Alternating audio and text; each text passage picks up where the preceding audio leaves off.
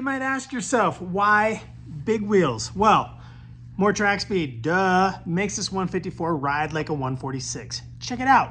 Yo, Duncan, what's up with these crazy shocks you got? Let me tell you, the IQS from Fox, Tom Snowmobile hooked that up. They make the air version so you can adjust the rebound, the main chamber, and the evolve. And then up here on your handlebars, you got 1, 2, 3 or lockout. Yeah, that's right. I'm amazed at how much I use this thing.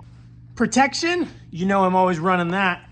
Backwoods BMP, front bumper, back bumper. This thing's built bomber. It's a little bit shorter, it's a little bit higher. Great handhold for when I'm stuck.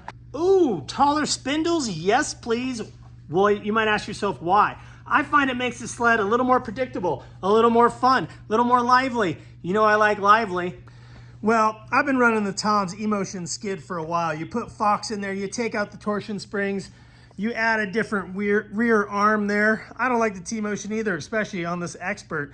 But we've been doing this for a while. It makes it ride lively. It makes it super customizable. You can dial the suspension in and it makes it feel great. Now, why a Munster finger throttle? Well, I like more grip than most. I hang on tight. I'm a little bit scared out there maybe. Who knows? You know what? I was just riding with a buddy last week. He's like, dude, I broke my brake lever. I'm like, oh, mine's a breakaway. Can't break this one. Pretty nice.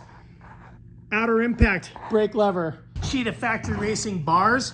Yeah, I got the Boondocker 2.0, a 2-inch Knucks V2 riser on there. That's the control setup I like to run because it makes me feel more comfortable and like I'm a little more aggressive, got a great stance.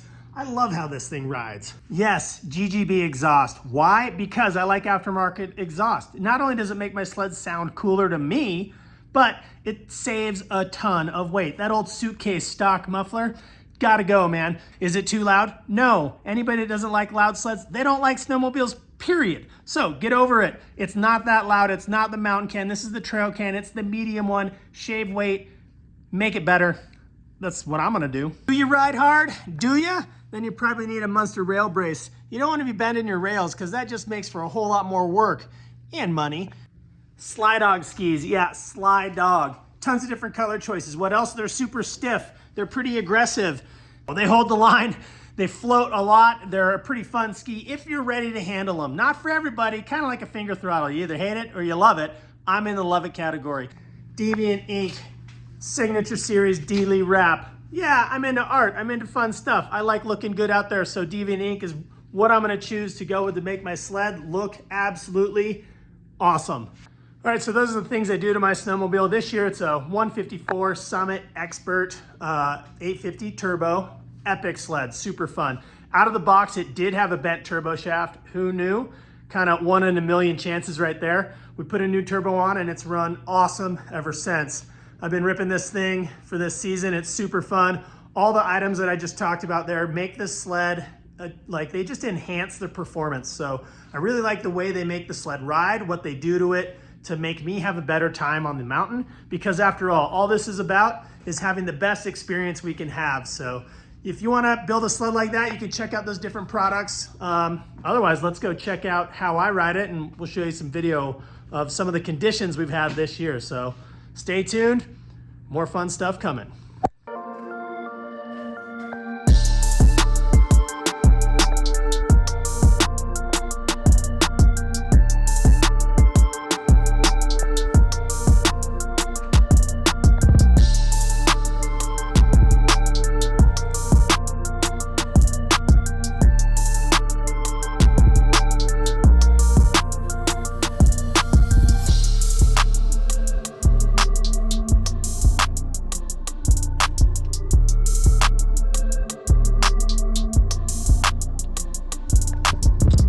All right, here we are today. We made it down a little in the middle of the Sierra, kind of southern Sierra.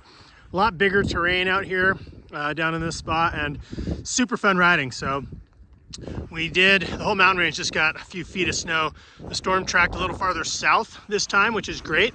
Temperatures did warm up yesterday. So we're gonna go see what's up there. There's supposed to be some 50-mile-an-hour ridge gusts today. So we'll see how that plays. And there's been a lot of avalanche activity lately on the really big slopes.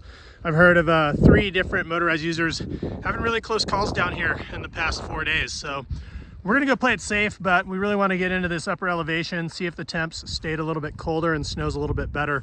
So we got a pretty good crew with us today, and we're gonna go look to have some fun, get up there and, I don't know, do some turns, maybe grab some wheelies, you know I love that, and yeah. So I'm always packed up, got my pack all ready to rock. And today is one of those days where you might burn this extra 4.5 gallons of fuel.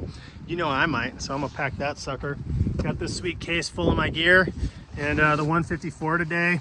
Actually, I probably could have rode that 146. It would have been sweet today, but I think bigger altitude, higher elevation, maybe more snow. We'll see how deep it is, but it's also nice to just put some more miles on the new one and save that 46 for the next time, because we got some more fun coming up. But let's get on the trail here and we'll get up to the upper elevation and see what's happening.